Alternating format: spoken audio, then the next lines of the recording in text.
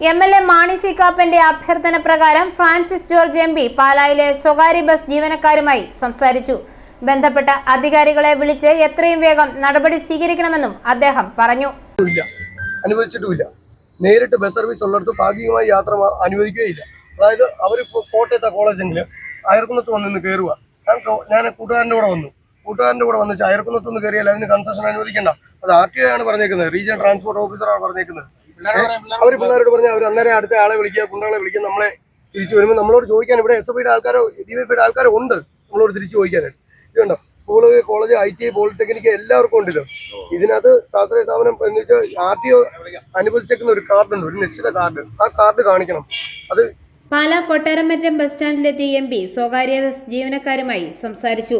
ഔദ്യോഗിക കാര്യവുമായി ബന്ധപ്പെട്ട് MLA സ്ഥലത്തില്ലാത്തതിനാൽ Mani C Kappan MLAയുടെ അഭ്യർത്ഥന പ്രകാരമാണ് എത്തിയതെന്നും അദ്ദേഹം പറഞ്ഞു. 2-3 ദിനങ്ങളിലായി സമരത്തിലാണ്. സമരത്തിന്റെ കാരണം നമുക്ക് എല്ലാവർക്കും അറിയാം. അകാരണമായി സ്റ്റുഡൻസിന്റെ കൺസെഷനുമായി ബന്ധപ്പെട്ടുകൊണ്ട് ചില തർക്കങ്ങളുണ്ടായി എന്നുള്ളതൊരു യാഥാർത്ഥ്യമാണ്. അങ്ങനെ എന്തെല്ലാം തർക്കങ്ങൾ നമ്മുടെ നാട്ടിലുണ്ടാകും. അതിന് ആരും നിയമം കയ്യിലെടുത്ത് എതിർപക്ഷത്ത് നിൽക്കുന്നവരെ ക്രൂരമായി ആക്രമിക്കുക എന്നുള്ളത് അങ്ങേയറ്റം നിർഭാഗ്യകരമായിട്ടുള്ള ഒരു സാഹചര്യമാണ്. നമ്മുടെ നാട്ടിൽ നിയമവ്യവസ്ഥയുണ്ട്, നിയമവാഴ്ചയുണ്ട്. ഏത് പ്രശ്നം ഉണ്ടായാലും നമുക്ക് പരാതിപ്പെടാനുള്ള വേദികളുണ്ട്. അപ്പം അങ്ങനെയുള്ള നിയമപരമായിട്ടുള്ള പരാതികളിലേക്ക് പോകാതെ ഏകപക്ഷീയമായി നിയമം കയ്യിലെടുത്ത് ഇവിടെ ബസ് ജീവനക്കാരെ മർദ്ദിച്ച് അത് ഞങ്ങളെ ആരും ചോദ്യം ചെയ്യാനില്ല, ഞങ്ങൾ എന്തും ചെയ്യും എന്നുള്ള ഈ ധിക്കാരവും ധാർഷ്ട്യവും നിറഞ്ഞ നിലപാട് ഇത് നമുക്ക് കേരളം ഒട്ടുക്ക് കാണാനായിട്ട് കഴിയും. ഇവിടെ ഇങ്ങനെ ഒരു പ്രശ്നം ഉണ്ടായി, ആ പ്രശ്നം രമ്യമായി ഒന്നുകിൽ ചർച്ചകളിലൂടെ പരിഹരിക്കുക, അതല്ലെങ്കിൽ നിയമപരമായിട്ടുള്ള വഴികൾ തേടാവുന്നതാണ്. പരാതി ഉണ്ടെങ്കിൽ പോലീസിനെ സമീപിക്കാം, അല്ലെങ്കിൽ കോടതിയെ സമീപിക്കാം. ഇങ്ങനെയുള്ള സാധ്യതകളെല്ലാം ഉള്ളപ്പോൾ എന്തടിസ്ഥാനത്തിലാണ് ഇന്ന് ഈ സംസ്ഥാനത്ത് ഭരണത്തിന് നേതൃത്വം കൊടുക്കുന്ന CPMന്റെ പോഷക വിദ്യാർത്ഥി സംഘടനയായിട്ടുള്ള SFIയുടെ പ്രവർത്തകരും നേതാക്കന്മാരും സ്വാഭാവികമായും അവരിങ്ങനൊരു നടപടി സ്വീകരിക്കണമെന്നുണ്ടെങ്കിൽ CPMന്റെ പ്രാദേശിക നേതാക്കന്മാരുടെ അനുഗ്രഹവും പിന്തുണയും ഇല്ലാതെ ഒരു കാരണവശാലും അവരത് ചെയ്യും എന്ന് നമുക്ക് വിശ്വസിക്കാൻ കഴിയില്ല. ഇത് തൊഴിലാളികളാണ്. തൊഴിലാളികൾക്ക് വേണ്ടി നിൽക്കുന്ന ഒരു പാർട്ടി അല്ലെങ്കിൽ ഒരു ഗവൺമെൻറ് എന്ന് അവകാശപ്പെടുന്നവർ തൊഴിലാളികളെ ഇതുപോലെ നിഷ്ഠൂരമായി മർദ്ദിക്കുക, അതിനെ ആരും ചോദ്യം ചെയ്യാനില്ല എന്നുള്ളൊരു സമീപനം സ്വീകരിക്കുക, ഇതൊരു കാരണവശാലും നമ്മുടെ ജനാധിപത്യ വ്യവസ്ഥയിൽ നമുക്ക് വെച്ചുറപ്പിക്കാൻ കഴിയുന്നതല്ല.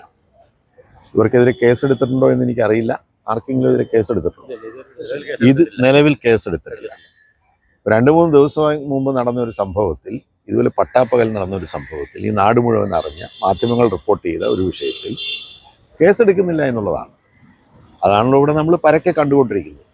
അപ്പോൾ അതുകൊണ്ട് ഐക്യജനാധിപത്യ മുന്നണിക്ക് പറയാനുള്ളത്, പാലായിലെ സ്വകാര്യ ബസ് ജീവനക്കാരെ മർദ്ദനത്തിനിരയായ സ്വകാര്യ ബസ് ജീവനക്കാർക്ക് പരിപൂർണമായ അവർക്ക് കൊടുക്കേണ്ട നഷ്ടപരിഹാരം കൊടുക്കണം, അവർക്ക് പൂർണ്ണമായ സംരക്ഷണം കൊടുക്കണം, അവരുടെ ജോലി ചെയ്യാനുള്ള അവസരം കൊടുക്കണം.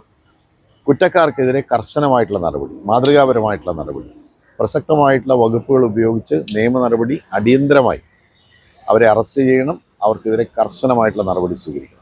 പോലീസ് നോക്കി നിൽക്കുകയാണ് ക്രൂരമായ മർദ്ദനം. എല്ലാ സ്ഥലത്തും അങ്ങനെയാണല്ലോ. പോലീസ് കാഴ്ചക്കാരായി നോക്കി നിൽക്കുന്നു. ഈ രാജ്യത്ത് ഭരണഘടനാപരമായ അവകാശമുള്ള പൗരന്മാരെ അതിക്രൂരമായി മർദ്ദിക്കുന്നു. എന്ന് വെച്ചാൽ ഇവിടെ നിയമവാഴ്ച തകർന്നിരിക്കുന്നു എന്നുള്ളതാണ് അതിൻ്റെ അർത്ഥമെന്ന് പറയുന്നത്. അപ്പോൾ അതുകൊണ്ട് ഈ കാര്യത്തിൽ ഇനിയും മാമാന്തിക്കാതെ എത്രയും വേഗം ഉചിതമായിട്ടുള്ള നടപടി സ്വീകരിക്കാൻ പോലീസ് അധികാരികൾ തയ്യാറാകണം. ബഹുമാനപ്പെട്ട MLA എന്നെ ഹൈദരാബാദിൽ നിന്ന് വിളിച്ചിരുന്നു. അദ്ദേഹം ഒരു നിയമസഭാ കമ്മിറ്റിയുടെ പ്രവർത്തനവുമായി ബന്ധപ്പെട്ട് ഹൈദരാബാദിലാണ്. 1-2 ദിവസത്തിന് ശേഷം അദ്ദേഹം എത്തിച്ചേരും. ഈ കാര്യത്തിൽ അടിയന്തരമായി ഇടപെടണം എന്ന് അദ്ദേഹം ഹൈദരാബാദിൽ നിന്ന് വിളിച്ച് എന്നോട് ആവശ്യപ്പെട്ടിട്ടുണ്ട്. ഞാൻ പോലീസ് അധികാരികളെ ബന്ധപ്പെടുന്നുണ്ട്. അടിയന്തരമായി കുറ്റക്കാർക്കെതിരെ മാതൃകാപരമായി അവരെ ഉടൻ തന്നെ കസ്റ്റഡിയിലെടുക്കണം, അറസ്റ്റ് രേഖപ്പെടുത്തണം, അവർക്കെതിരെ നിയമ നടപടി സ്വീകരിക്കണം. ഈ പ്രശ്നം രമ്യമായി പരിഹരിക്കാനുള്ള ചർച്ചകൾ അധികൃതർ, SFI ഒന്നും അല്ല ഇത് ചെയ്യുന്നത്, ഇത് ഗവൺമെൻറ് തന്നെ ബന്ധപ്പെട്ട് ഈ കാര്യത്തിലൊരു പരിഹാരം ഉണ്ടാക്കണം. ഞാൻ കളക്ടറെ ബന്ധപ്പെടുന്നുണ്ട്, SPയെ ബന്ധപ്പെടുന്നുണ്ട്. അടിയന്തരമായി നടപടി സ്വീകരിക്കണം എന്നാവശ്യം. SPയെയും ജില്ലാ കളക്ടറെയും വിളിച്ചു. ഹലോ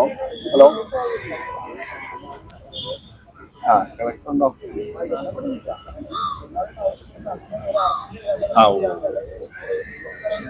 ഞാനൊന്ന് വിളിച്ചോന്ന് പറയണേ.